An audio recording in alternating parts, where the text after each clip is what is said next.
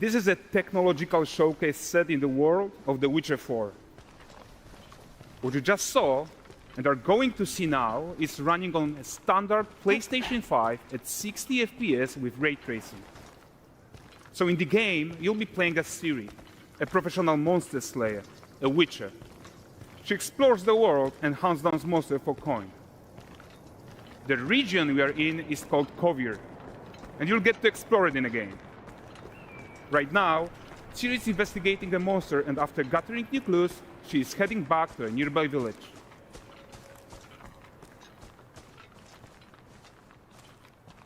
All right, everyone, meet Kelpie. Let weeds be weeds, Kelpie. So just like Geralt and Roach, Ciri has her own loyal companion. We return to town. These two characters need to feel like one. Since you're gonna explore the world on horseback, riding needs to feel seamless, natural, and just fun. Yeah, and to support that, we're introducing multi-character motion matching in Unreal. So Ciri and Kelpie, they're perfectly synchronized when mounting from any angle and speed. And we also support root motion movement on Kelpie, so controlling her feels realistic and grounded. And there are also some really nice improvements to our Unreal Chaos Flesh Solver and these machine-learned deformations. So you've got realistic muscles moving and stretching under Kelpie's skin without compromising the performance there.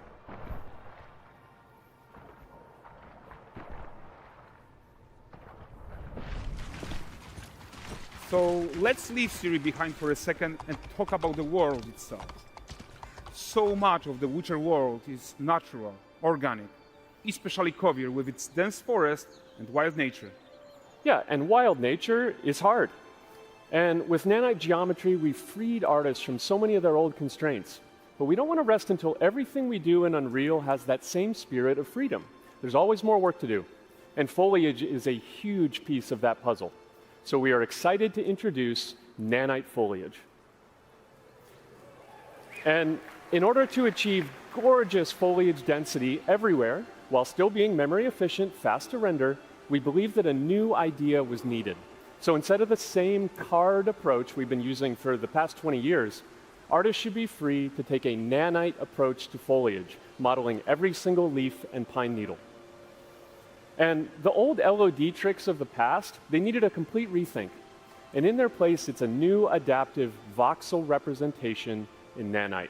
It's volumetric, it's fully 3D, it is super fast to render. And these dense clusters of triangles turn into these cubes, which at a distance, they're no larger than a pixel, and they react to the changing light of our dynamic sun and our shadows, and they allow artists to render whatever amount of foliage is needed to achieve their vision without compromise. And no compromise means how ambitious we are when it comes to bringing our vision to life with incredible visuals. But more than that, together with Epic, we created faster way to load the world. We can now bring in more content more quickly for the smoothest possible experience as we fly down to catch up with Ciri.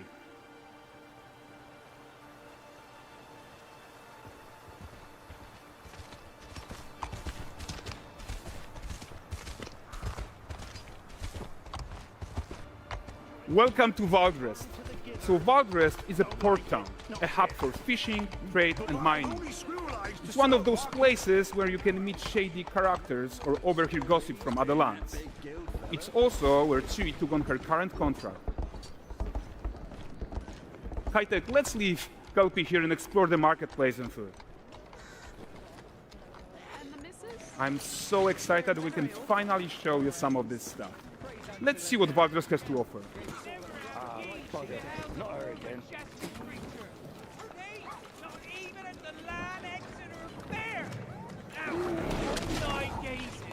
Present him with a fish.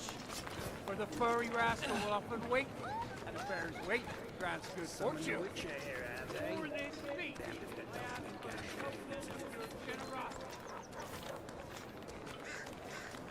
Pardon. Guys, notice how responsive the world is. Character actions directly affect what happens around you, sometimes even setting off chain reactions. Everything is working together.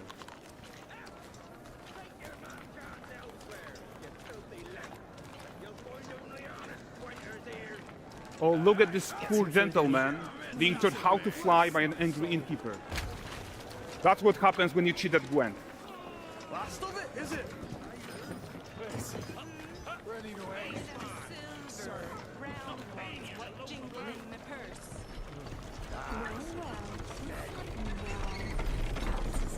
Okay, so this is the guy who gave the series quest his own. Like you probably suspect, he has his own agenda in all of this. You off your tits again, Wilfred? Get your ass up.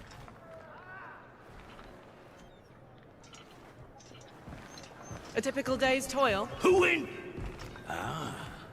Witcheress. What news of my wagons? No eternity is taking that damn salt to arrive.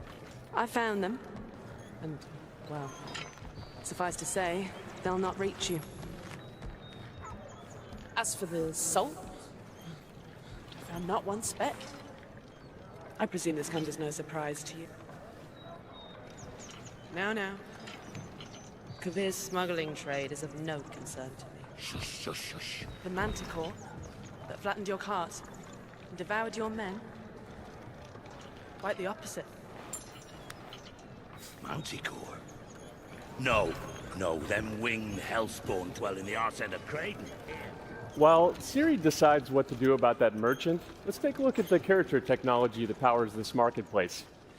Why don't we listen in on these fishmongers? They're selling their wares, chatting up customers. Morning, catch this is. Won't find none fresher. Bring me ladies after one of those. Get this kind of got it for you. You mind, dearest? Into seeing something more. Got mackerel cod, all Brexit's finest. And there is tons of tech at play here, even in this simple market stall. Metahuman tools, improved Unreal smart objects, chaos cloth, and more. Yeah, and all of this exists to make sure that the gap in quality between Ciri and NPCs is as small as possible.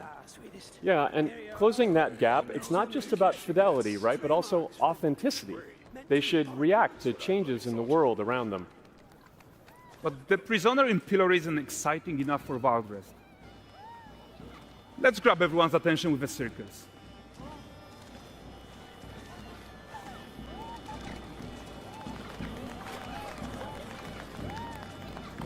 But the great performance deserves a huge crowd though. Let's crank it up.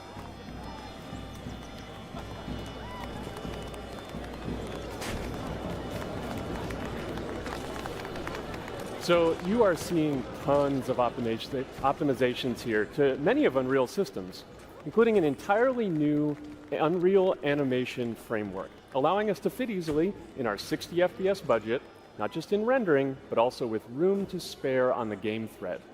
Over 300 animated skeletal mesh agents all going about their business. And the whole point is to leave breathing room for developers like you to introduce the gameplay and the systems that your players expect, empowering you to make your worlds come to life without Unreal standing in your way. You are right, and that's the open world RPG that we're making. But before we wrap up, how about one final check-in with Ciri?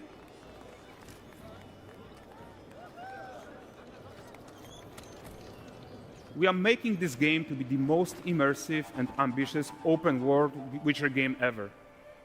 And we are making this a reality thanks to our work on Unreal with the team at Epic. I think what we are doing together is going to bring in a new generation of open world RPGs, and I'm so proud of what we accomplished so far. We are too. So we're almost done, but before we go, here's a small gift for all Witcher fans. A first look at Lan Exeter.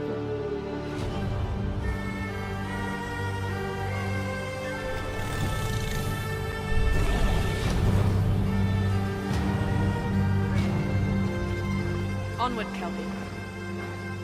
We've worked.